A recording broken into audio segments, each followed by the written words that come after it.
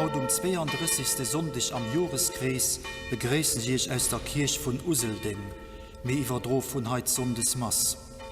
Et singt Choral Saint-Cécile von der Gemeng Uselding, Dirigent as den Fernand Even, Organist de Carlo Philipp. Hier spielt als Entrée Préludium in C von Mendelssohn. Donno sangemer C'est toi Seigneur von de Bézieux, Jésus Berger an Au plus haut du ciel von Berthier an Rimaud, Das eine Brot vom Zenetti, Donne la paix vom Klinger, Leben aus der Quelle von Lucas D'Annunzio, an als Schlusslied Schau heiliger Apostel. Durchel spielt als Sorti Paraphrase sur Schau heiliger Apostel vom Dom Paul Benoit.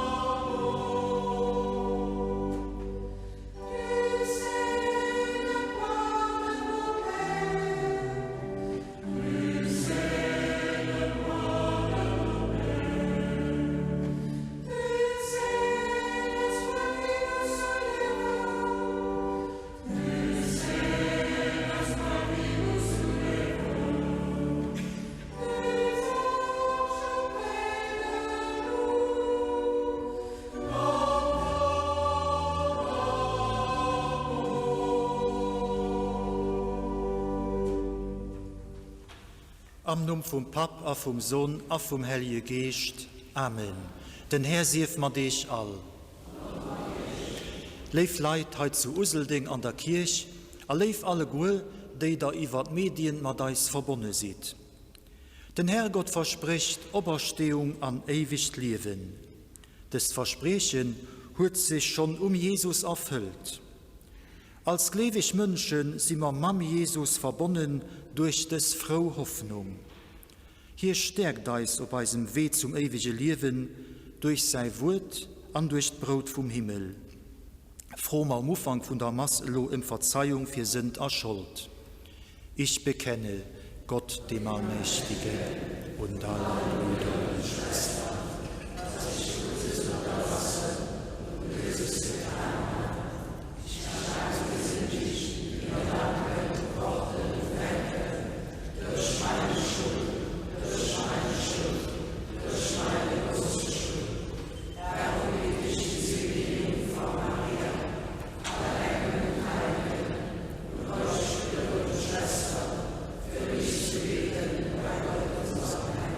Der allmächtige Gott erbarme sich unser. Er lasse uns die Sünden nach und führe uns zum ewigen Leben. Amen.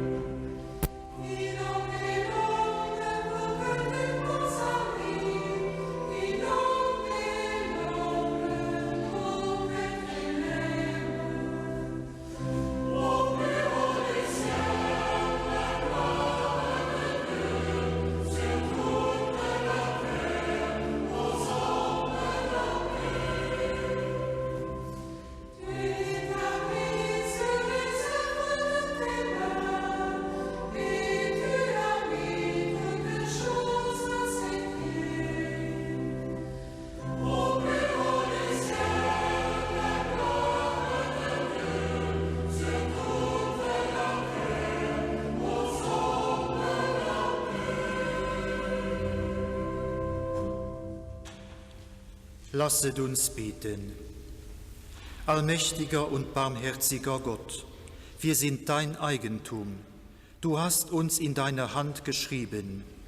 Halte von uns fern, was uns gefährdet, und nimm weg, was uns an Seele und Leib bedrückt, damit wir freien Herzens deinen Willen tun.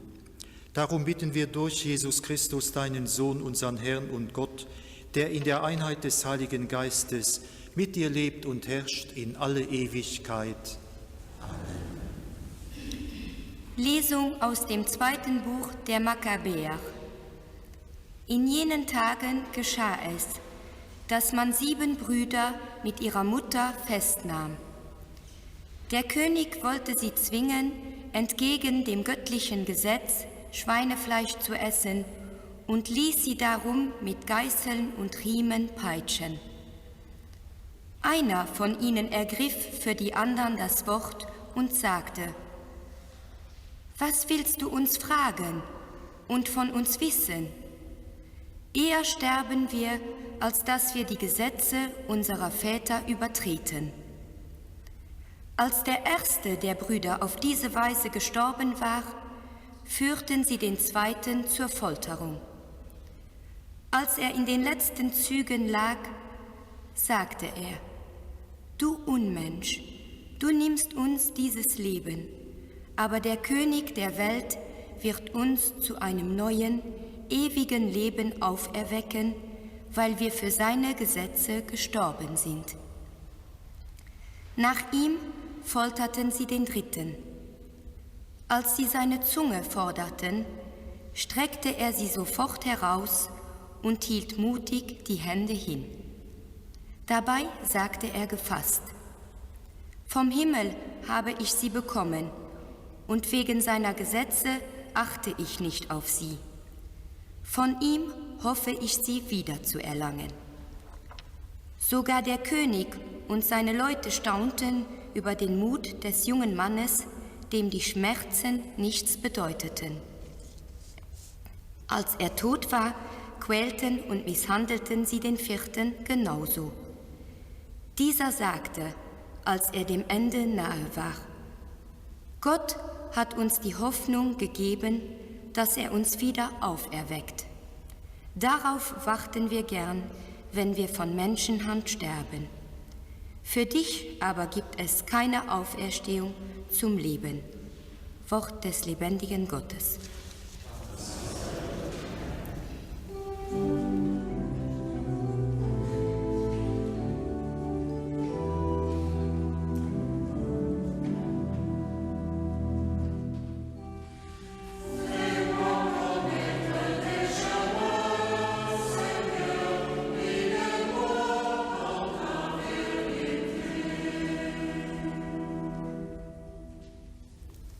Höre, Herr, die gerechte Sache, achte auf mein Flehen, vernimm mein Gebet von Lippen ohne Falsch.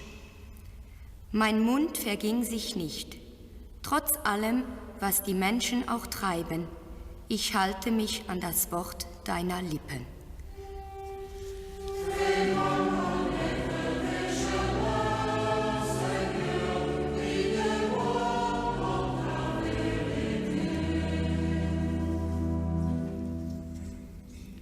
Auf dem Weg deiner Gebote gehen meine Schritte. Meine Füße wanken nicht auf deinen Pfaden.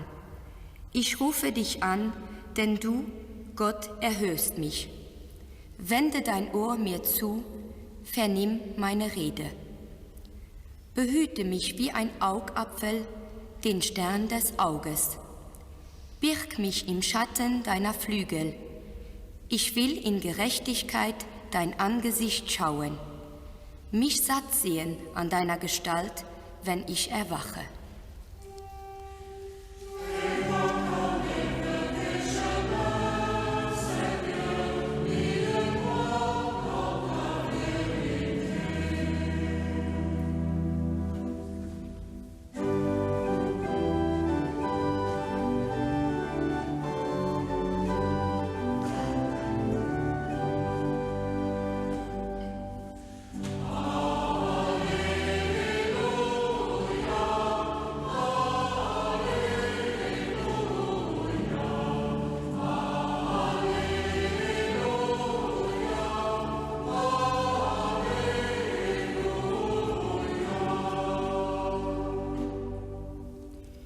Jesus Christus ist der Erstgeborene der Toten.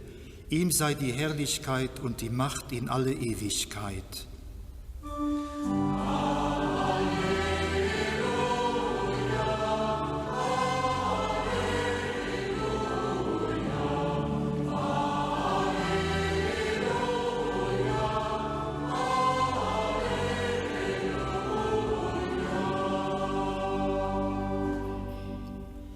Der Herr sei mit euch. Aus dem heiligen Evangelium nach Lukas. In jener Zeit kamen einige von den Sadduzäern, die die Auferstehung leugnen, zu Jesus und fragten ihn: Meister, Mose hat uns vorgeschrieben, wenn ein Mann, der einen Bruder hat, stirbt und eine Frau hinterlässt, ohne Kinder zu haben, dann soll sein Bruder die Frau heiraten und seinem Bruder Nachkommen verschaffen. Nun lebten einmal 7 Brüder. Der erste nahm sich eine Frau, starb aber kinderlos. Dann nahm sie der zweite, danach der dritte und ebenso die anderen bis zum 7. Sie alle hinterließen keine Kinder, als sie starben. Schließlich starb auch die Frau. Wessen Frau wird sie nun bei der Auferstehung sein?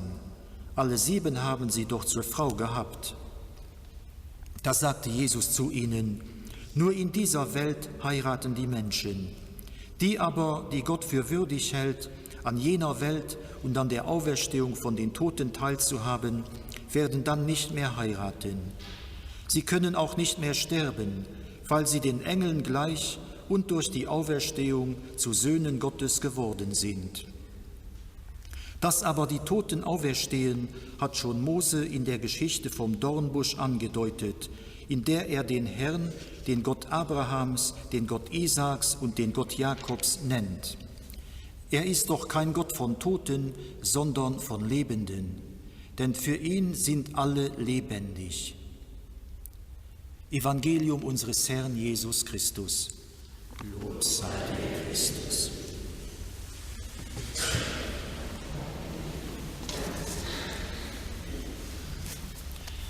Liebe Schwestern und Brüder, es gibt Bibeltexte, die sind grausam und schockierend.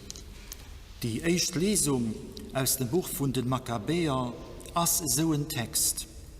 Es geht doch schrecklich zu, erbarmungslos und barbarisch.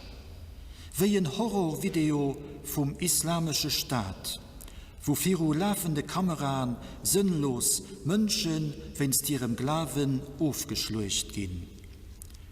Als Geschichte als geschieht an der jüdischen Diaspora, wo die Juden verfolgt gesehen, so wie späterhin auch die Christen. Demals bei den Juden ging es erstens Geboter an Verboter, die sie wollten anhalen. Für uns Christen ist das heute kein Thema.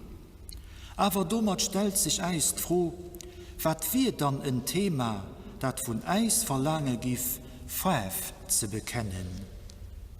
Bei wat für einem Aspekt von unserem Glauben müsst mir eis haut ganz persönlich frohen, wenn ich das machen, da verrate ich alles, was mir je wichtig war. Wat für Verhalten können wir aus Glaubens und aus Gewissensgründen nicht matt drohen? Geht es bei ihren die groß ethisch Frohen Umfang und Ende vom Leben, Avortement und Euthanasie? Geht es Diskriminierung von älteren Mitmenschen, von Fremden, von Flüchtlingen, von Leuten mit einer anderen Religion oder Hautfarbe? Geht es die Einheit von der Kirche, auch unserer Kirche zu Lützeburg, die ich nicht will vorstellen oder verletzen? Des Interrogationen wirft den Text Haut op.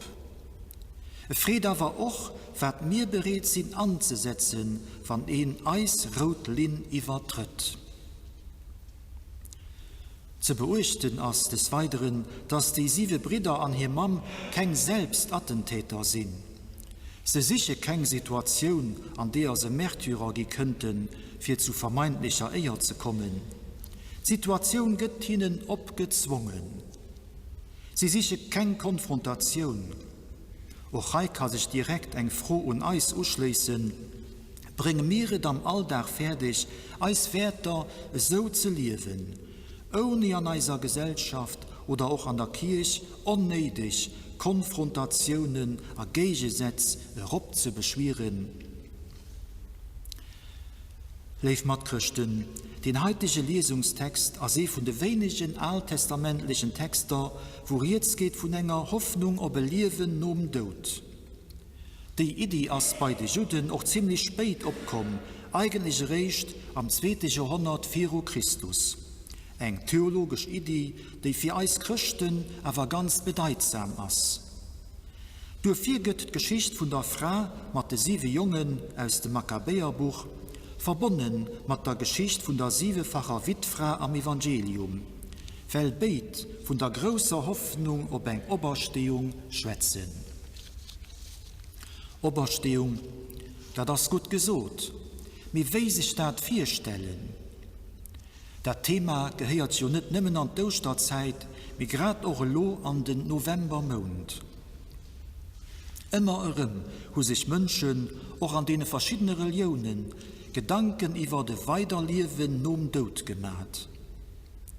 Das ewige Leben ist ja nicht einfach eine Verlängerung vom irdischen Leben über den Tod heraus. Die Realität von der anderen Welt ist viel mehr groß und bedeutend. Den Tod wird nicht mehr gehen. Wir sind da beim Herrgott. Und hier wird ganz anders sein, wie wir Reisen vorstellen. Ja, können wir uns überhaupt etwas vorstellen? Heute so die Geschichte von den Schippelcher, die wohlbehit an ihren Eher am Nacht in der Klug luchen. Ei, war das Datei so gut schuckelig, se den zum Notbeschippelchen am anderen Hast du doch so gut? Chlor, antwortet dat. Ich brauche nimmer zu piepsen, da könnt mich Mam dabei, erwärmt mich. Das ist doch ganz normal. So wissen die kleinen Deiercher wohlbehit, aber beschützt an ihren Eher. Kenne kein Hunger, kein Duscht, weil sie vom Durder Dach an Not ernährt gehen. Mir natürlich wies die nicht matt. Und so geht es ihnen alltag ein bisschen mehr eng an ihrer Schule. Ich kann mich kaum noch bewegen, Kloter dehnt enges Tags. An ich stehe total fest, so dat ändert. Was soll nimmen aus eis gehen? Was geschieht, wenn es so weitergeht? Geht de Leben nom Das kann ich mir nicht vorstellen, seht ein Drittschippelchen. Vielleicht geht es dann überhaupt nicht mehr, wenn es nicht mehr geht. Und dann haben wir auch kein Mann mehr, die heißt warm mischt, ergänzt den anderen voller Such. So resonieren also die kleinen Henkelen überlegen hin und her, fanden aber keine Lesung. Und dabei gehen hier eher immer mehr eng. Schließlich fängen sie an, die mit ihrem spatze Schneewelchen abzupicken, weil Platz am geht einfach nicht mehr durch. Also haben nicht die geringsten Ahnung, was nur der Zerstörung von ihren Ehe ob sie wert. Etwas Unglaubliches geschieht da. Die Klänge atmen herrlich Luft, ernst wie an dem stechsigen Die Sonne schenkt, das warm, aber ganz ernst wie für drun. Sie können noch einmal viel mehr gesehen, wie nimmen hell an Deichter. Und dann hier Benacher, oh mei, die drohen sich so. Sie können sich bewegen. Zwar nach wackelig, mit geht aber und geht immer besser. Das geht noch nicht bis lo. Es gibt tatsächlich ein Leben nom Wen hat das gedurcht? Jedenfalls hätten sie sich das an ihre kingsten Dreben nicht können vorstellen. Und so gut den Durder fehlt, klug bringt ihnen wie immer bei, alle zu uns, sich selber zu helfen. War de Wunder, war den opregend neu Welt. Lief Leid, nach ähnlich Geschichten oder Bilder können den abgreifen, für einen menschenmäßigen Zugang zur Auferstehung zu finden. Den Arscht ohne Blieder, den am Frühjahr ihrem Gringe da bläht. Der Raub, den sich als enger Püppchen nicht vorstellen kann, wie sein Leben als Peiperlik her nur ausgeseit. Oder das Kind am Mamme Schoß, das nicht weiß, wie ihr Leben oder Geburt wird sein. Dass es da weitergeht, so ganz ernst wie biselo. Grad der Raub, der stirft, aber woraus dann ein Peiperli gött, weist auf die Dach Radikaltransformation hin, die bedeutet, dass Stirvenere einen neuen Aufwang kann bringen, an Zersetzung. Auch hier, immer so, können uns vieles nicht vorstellen, am wenigsten, wie ein Leben Tod soll sein. Sadduzäer am Evangelium wollte Jesus mit ihrem Beispiel von der Witfrau an die 7 Männer, die sie noch nicht hat, erlehen. Mit Jesus ist es nicht allein. Hier seht den Menschen, dass es nur um Tod ganz anders sie wird, wie an unserem jetzigen Leben. Ganz anders, wie wir es ausmalen können. Am Himmel gibt es sich nicht mehr bestört oder nicht bestört. Geht nicht mit einer nicht reich, nicht aller nicht jung, nicht steiger nicht schwer oder groß a klein. Da sind wir all beim Herrgott, an alles das gut. Auch von dem Evangelium des Antworten nimmen undeit. Nur unserem Leben wird Gott mit von unserer neuer Existenz sein. Wir werden ungetrübt glücklich sein, weil wir ganz nur bei ihm werden leben. Wie genau das Leben an der Ewigkeit, an der Intimität von Gott sie wird, erfahren wir am Evangelium nicht. Die Jesus gibt den Sadduzäer ob hier lächerlich unsinnig froh kein Antwort. Wir hören das klar, das Leben an der Ewigkeit mehr als wie dat von der Lo, aber wir dürfen bei allem unklare Wissen darauf vertrauen, dass es ein gut Leben wert sein. Liebe Brüder und Schwestern, viel von unseren Zeitgenossen leben nicht ohne Leben um Tod. Wir Christen leben aber drin. Wir wissen nicht vom Jesus. Am 3. Tag nur singem Tod Kreuz, als hier in Obersternen, an nur denen, die un hier gelebt, gewissen, nom Tod, als nicht alles river. Gott as gut, aber bei ihm dürfen wir auch kommen, nur unserem Leben auf dieser Erde. Eine wunderbare Message, auch wenn wir nicht wissen, wie das genau sie wird. So wenig wie Schippelcher über Leben nom Am Dach sollten sie da fuhren, an sie Hunde da fuhr. Amen. Ich glaube an Gott, den Vater, den Allmächtigen, den Schöpfer des Himmels und der Erde, und an Jesus Christus, seinen Geborenen Sohn, unser Herr, empfangen durch den Heiligen Geist, geboren von der Jungfrau Maria, gelitten unter Pontius Pilatus, gekreuzigt, gestorben und begraben, hinabgestiegen in das Reich des Todes, am dritten Tag auferstanden von den Toten, aufgefahren in die Himmel, er sitzt zu Rechten Gottes, des allmächtigen Vaters, von dort wird er kommen zu richten die Leben und den Toten. Ich glaube an den Heiligen Geist, die heilige katholische Kirche, Gemeinschaft der Heiligen, Vergebung der Sünden, Auferstehung der Toten, das ewige Leben. Los mat zum liewischen Herrgott bierden, hier lauschtat ob eist Gebiet. Lauschter ob eist Gebiet fir d'Kirch, dat de glewisch stark bleiben am Glaf a Frau an der Hoffnung. Herrgott, heia eis. Lauschter ob eist Gebiet fir de Leid a Völker, de gepengescht an ënnerdreckt gin, dat ihre Courage gestärkt gëtt durch eis Solidarität. Herrgott, heia eis. Lauschter ob eist Gebiet fir dei, die net und d'Oberstehung leben, dat dei Wort hier Herz gereift. Herrgott, heia eis. Lauschter ob eist Gebiet fir eis por, dat ma dich am alldeegliche Leben erkennen a verehren. Herrgott, heia eis. Pap vom Leben, Gott von de Liewischen, los eis Wussen am Glaf, an der Hoffnung, an der Leift. Dat frohe ma dich durch de Jesus, eise Bruder an eisen Herr. Amen.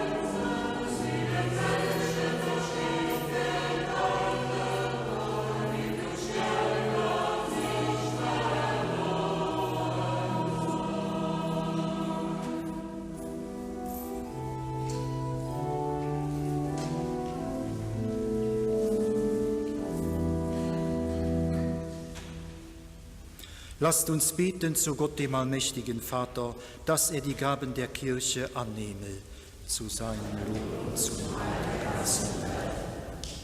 Gott, unser Vater, nimm unsere Opfergaben gnädig an und gib, dass wir mit gläubigem Herzen das Leidensgeheimnis deines Sohnes feiern, der mit dir lebt und herrscht in alle Ewigkeit. Amen. Der Herr sei mit euch. Erhebet die Herzen. Lasset uns danken dem Herrn, unserem Gott. Wir danken dir, Vater im Himmel, und rühmen dich durch unseren Herrn Jesus Christus. Denn durch seine Geburt hat er den Menschen erneuert, durch sein Leiden unsere Sünden getilgt, in seiner Auferstehung den Weg zum Leben erschlossen und in seiner Auffahrt zu dir das Tor des Himmels geöffnet. Durch ihn rühmen dich deine Erlösten und singen mit den Chören der Engel das Lob deiner Herrlichkeit.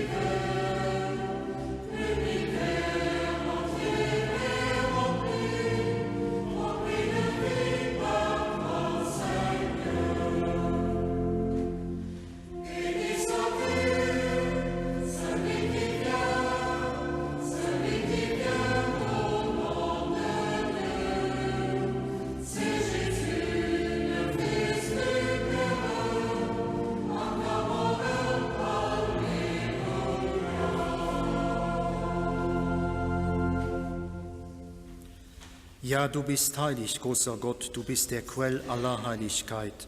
Darum kommen wir vor dein Angesicht und feiern in Gemeinschaft mit der ganzen Kirche den ersten Tag der Woche als den Tag, an dem Christus von den Toten erstanden ist. Durch ihn, den du zu deiner Rechten erhöht hast, bitten wir dich.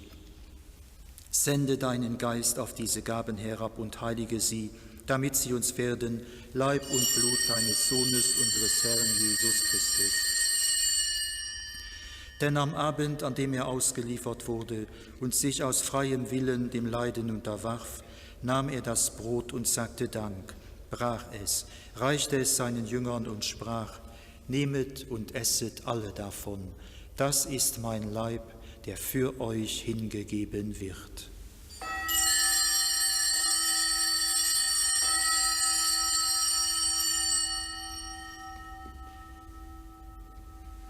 Ebenso nahm er nach dem Mahl den Kelch, dankte wiederum, reichte ihn seinen Jüngern und sprach, nehmet und trinket alle daraus, das ist der Kelch des neuen und ewigen Bundes, mein Blut, das für euch und für alle vergossen wird zur Vergebung der Sünden. Tut dies zu meinem Gedächtnis.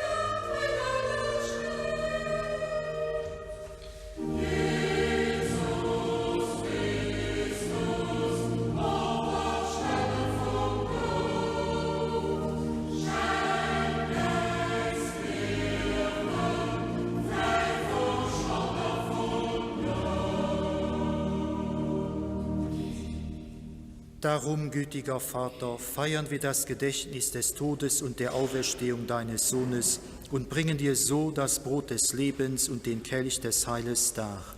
Wir danken dir, dass du uns berufen hast, vor dir zu stehen und dir zu dienen. Wir bitten dich, schenke uns Anteil an Christi Leib und Blut und lass uns eins werden durch den Heiligen Geist. Gedenke deiner Kirche auf der ganzen Erde und vollende dein Volk in der Liebe, vereint mit unserem Papst Franziskus, unserem Bischof Jean-Claude und allen Bischöfen, unseren Priestern und Diakonen und mit allen, die zum Dienst in der Kirche bestellt sind. Gedenke unserer Brüder und Schwestern, die entschlafen sind in der Hoffnung, dass sie auferstehen. Nimm sie und alle, die in deiner Gnade aus dieser Welt geschieden sind, in dein Reich auf, wo sie dich schauen von Angesicht zu Angesicht. Vater, erbarme dich über uns alle, damit uns das ewige Leben zuteil wird. In der Gemeinschaft mit der seligen Jungfrau und Gottesmutter Maria, dem heiligen Josef, mit deinen Aposteln und mit allen, die bei dir Gnade gefunden haben, von Anbeginn der Welt, dass wir dich loben und preisen durch deinen Sohn Jesus Christus. Durch ihn und mit ihm und in ihm ist dir, Gott allmächtiger Vater, in der Einheit des Heiligen Geistes, alle Herrlichkeit und Ehre, jetzt und in Ewigkeit. Amen. Nun will wir zusammen an noch ein für den anderen so beten, wie Jesus Christus selber eis gelehrt hat. Eise Pap am Himmel, dein Name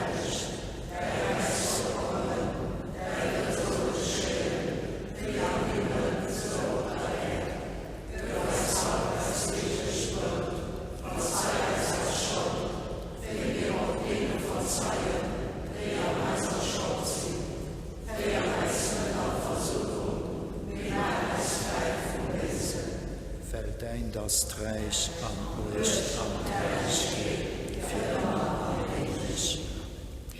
Der Herr hat zu seinen Aposteln gesagt, Frieden hinterlasse ich euch, meinen Frieden gebe ich euch. Deshalb bitten wir, Herr Jesus Christus, schau nicht auf unsere Sünden, sondern auf den Glauben deiner Kirche und schenke ihr nach deinem Willen Einheit und Frieden. Der Friede des Herrn sei allezeit mit euch. Schenke mir als gegenseitigen Zeichen von dem Frieden.